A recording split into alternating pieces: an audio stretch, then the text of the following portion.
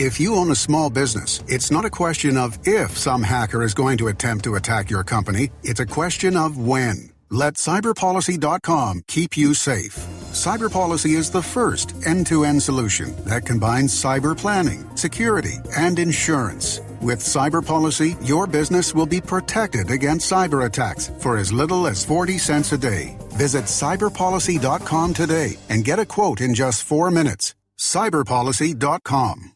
Blog Talk Radio.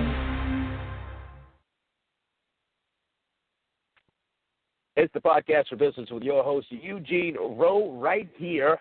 It is a beautiful, beautiful Tuesday, and on today's show, we've got a great guest for you, Miss Jessica Fialkovich with Transworld Advisors, and in fact, I'm going to go ahead and dial her on the line right now.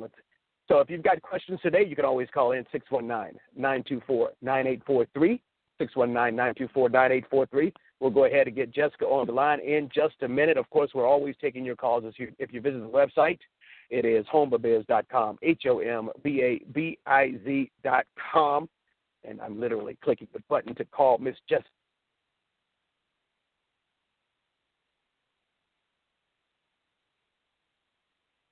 Great, just great. So, Jessica, we are now live on the air. We appreciate you taking your time out.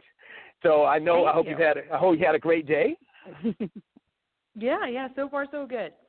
So tell us a little bit about yourself and your background and what you do.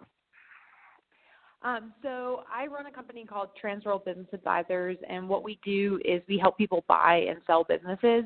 My background is I've actually been an entrepreneur for about 10 years now, and I've bought and sold 3 of my own companies and kind of got into the business brokerage world through the sale of my last company. Wow. So did it take a lot of training in order to be able to get into, well, first of all, before we even get there, let's talk about buying and selling your own 3 businesses. How was that experience? Tell us about it. I think the first time for anybody, it's a scary experience. I mean, you've built something that you've worked on. In my case, it was 3 or 4 years, but in other cases, for some people, it's 20 or 30 years. So it can be a scary and emotional experience. But if you have the right advisors around you, it works out well in the end. And after you've done it the first time, it's kind of like old hat after that. So you know what to expect and the ups and downs and everything like that. Oh, yeah, pretty much just old hat to buy and sell and build 3 businesses. I got to know, what are some of the things that you had to learn in order to be able to be an entrepreneur? What are some things that you needed to know in order to effectively execute those business plans?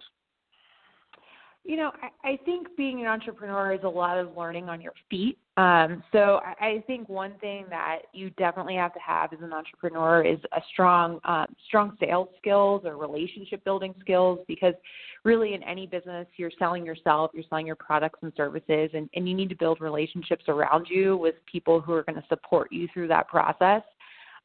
Everything else, I think you can learn as you go and learn from mentors and those resource networks, but those 2 key of being able to sell yourself and build relationships, I think you really need to have as an entrepreneur.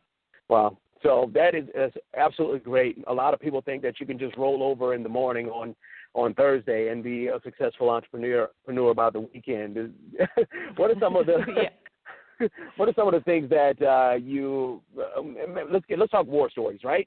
So maybe you've got some good things and got some bad things that you've figured out from helping other people buy and sell businesses. So what's one of the best stories that you may have helping people do that? I guess the best success story that I have is recently I just connected with a client. I helped buy a business about 4 years ago, and they bought a doggy daycare. And what was great about their story is they came from a background in the pet industry. So their family had produced like pet products and pet food and things like that. So they were familiar with the industry and already had skills in it and leveraged that into a doggy daycare. And the place they bought was really defunct. It was almost out of business at that point. And they just called me, and they've tripled the size of the business in 4 years, and they're actually now ready to buy a second location. Wow. So I think stories like that are why I love my job, because it's really fun to just see people go into these businesses, build them, and grow them. Wow. So, I mean, that's the great part, right? So we're talking to Jessica Fialkovich with Transworld Advisors right here on the podcast for business. Tune in at hombabiz.com. That's HOMBABIZ.com. Plus, well, I'm guessing, Jessica, you may be sending some shout-outs on Twitter as well. You've got to give us your Twitter handle just so that we can shout you out. Sure. It's the Twitter handle is TWorldDenver.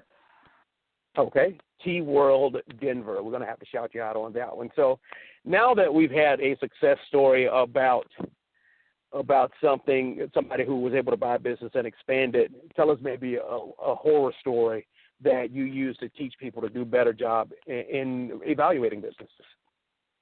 I think really not any specific story, but things that I've seen where businesses don't work out so well in buying a business is when people aren't honest with themselves about their strengths and weaknesses. So, for example, like I said, I think most strong entrepreneurs have really good sales skills and relationship building skills. And I've seen a couple people come from corporate careers with like an engineering background, and they're just very introverted and they don't want to be out in the community. They don't want to be selling themselves, and they get into a small business and it usually doesn't work out too well because they just aren't comfortable in their own skin going out and meeting people and promoting their own business. And we have had a number of clients like that, and they usually come back within 6 months or so and have decided that entrepreneurship's not the right fit for them, and sell the business and then move back into corporate. Really? So, I mean, that typically, that's probably a very big blow to have to take, especially if you hadn't been honest with yourself up front. So definitely strong skills with sales, strong skills, not necessarily the hardcore sales that you see on the infomercials, right? It could be just building relationships and building that influence over time, right? Exactly. It's not making cold calls or anything like that, but you have to be ready to promote yourself, promote your business, meet people in the community. I mean, that's really what small business is about. Awesome. So we're talking to Jessica Fialkovich with Transworld Advisors in Denver. So how is it up there right now? Is it cold? Are you guys starting to get some springtime or what? Oh, it's beautiful here right now. It's been 80 degrees for the last 3 days or so, but it's spring in Denver, so it could snow tomorrow, and we would have no idea. That's just how our weather is. So. Awesome. So we've been talking about buying and selling businesses so far. Jessica's been real great with giving us some good and some bad. So now let's talk about some prep, right? What are maybe 2 or 3 things that someone who's on the couch today could do to prepare to buy a business? So I think first and foremost, start researching. There's a lot of great resources online. Entrepreneur.com gives a really good breakdown of different businesses in different industries and kind of what to expect in each industry. Another really good resource if you're thinking about buying a business is bizbuysell.com. They list thousands of businesses for sale every month, and they also have some really good resources on how to value a business, what a business broker's role in it is, what to expect through the process. The second step I'd say is to start to put together a profile of what you want to buy, where you want to buy it, what your budget is, and kind of what your deal breakers are. And then the third thing is to engage advisors around you. So some of the advisors that we recommend first and foremost for new buyers is a business banker, a business attorney, and a business broker to help you understand the process and understand what you're capable of doing financially as well. So you said Biz Buy Sell and other websites like that, entrepreneur.com, Biz Buy Sell. Mm-hmm. So we should have an idea of what the business is doing in revenues maybe, or what it has a potential to make us. How's that work?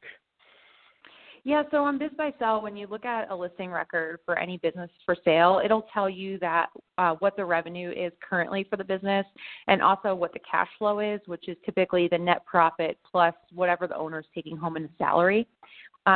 You won't see a lot of projections on businesses because it's really hard to project in the future for any business, and especially if you're putting a new owner into that business, it makes the projections even harder. But once you start talking to a business broker, you'll get more information on the business for sale, including its background and history, information about its product and service lines, its employees, all of that kind of thing.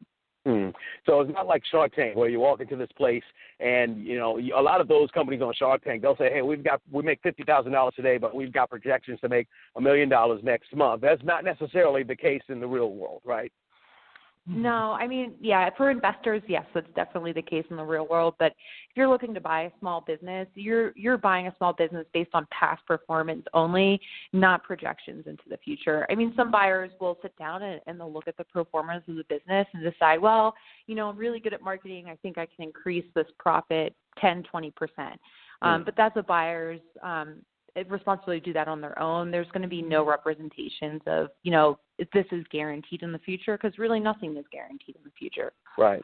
That makes a lot of sense. We're talking to Jessica Fialkovich with Transworld Advisors in Denver right here on the Podcast for Business, homeforbiz.com. You can check us out right on the website, homeforbiz.com. And, of course, you can sign up to make sure you get the great updates. We've got a lot of great events, including the number one asset of millennials coming up here later on this month. Now, Jessica, we've talked about some of the top three things that people can do when preparing to buy a business. Let's talk to that segment of the listeners now who are already in a business, and you have a real personal insight into being able to do this. So what are some of the things that you can do to prepare a business for sale? So the first thing you can do is keep really accurate books and records. And now with technology, I think this is simpler than ever before. I mean, simply just keeping your QuickBooks file up to date and filing your tax returns on time sounds, simple, but that's the biggest thing you can do to prepare your business for sale. That's the first thing buyers are going to request, are financial records. The second thing I recommend to people too is start to get yourself out of the day-to-day operations of the business, especially if you're in a client-facing role.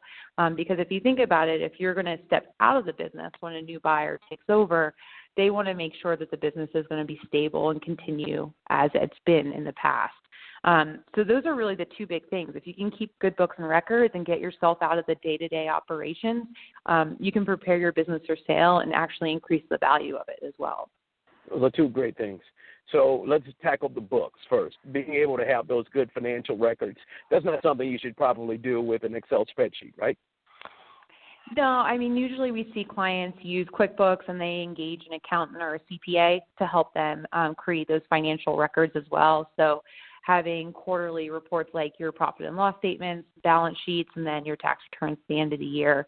But QuickBooks is the most popular one. We've also seen Xero. There's a lot of great software programs out there now. Excel spreadsheets can get a little messy, and it also is more time-consuming than some of these technologies that are available now. Oh, yeah. So nothing against Excel. So I don't want Microsoft to file a lawsuit on me. No. But Excel's great for other reasons. So absolutely. And, we want to make sure that people who have a business who are getting ready to sell, they have the best tools available. And, you get the point. So Microsoft, Bill Gates, I love you. Anyway, so how about stepping out of the day-to-day business? I'm going to ask this because I've got a suspicion. I think my dentist is about to sell her business, and I'll tell you why. For 8 years that I've gone, she's been the only one to drill, fill, and build. And for the past 6 or 8 months, yes, I have to go that often, 2-3 times every quarter, every half a year. There's been somebody else who actually acts like a business owner, but it hadn't been the regular doctor. Is that something that she might be doing on purpose to get that other buyer some training? Yeah, that might be the case. I don't know specifically, but that might be the case. You see in the medical industry a lot too. The transitions are a lot different, where there's a lot of training that has to take place before the transition of a business. So you see in the medical industry a lot, or a dentist or a doctor will bring in some like junior partner in, so they can train over time for a year or two before they actually buy the business. Awesome. So we've been talking to Jessica Fialkovich right here with Transworld Advisors on the Podcast for Business. Make sure if you're getting something that you like, use those share buttons, share the audio with a family friend, or just share it with your entire network. And, of course, you can sign up to get great updates on how to use your assets, the number one assets of a millennial. In fact, let's talk about millennials real quick. Have you guys seen any millennials, even though they're still young and typically still coming out of college, are millennials trying to get into the workforce in any way whatsoever as far as being a business owner? Yeah, we've seen definitely an uptick in the last couple of years. I think as millennials gain more disposable income over time, they're going to be our biggest pool of buyers of businesses. But right now, I'd say there's still a small portion of the buyers that are in the marketplace right now. Right now, we still see a lot of younger baby boomers that are buyers and Gen Xers.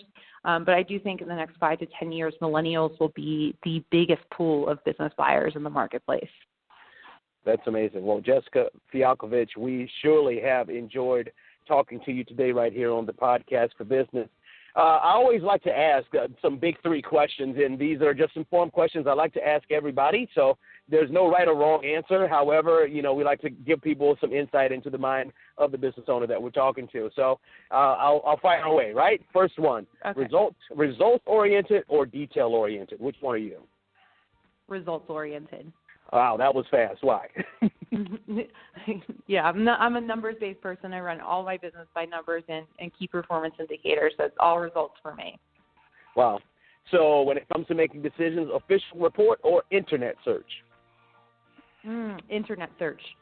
Okay. All right. Why? I think you can get a lot of good information on the internet, and I'm a big fan of making a quick decision and correcting action later than sitting back and researching and delaying my decision. Gotcha. To the point, getting it done. I think that makes sense. Okay. Self-development. What do you do? Anything? So self-development is a big priority for me. I'm part of a group called the Entrepreneurs Organization, which is a peer sharing and mastermind group that I do a lot of self-development through that. And I'm a huge reader, so I read about 50 books a year. Most of them are business books, and then usually attend 1 to 2 seminars or self-development programs a year as well.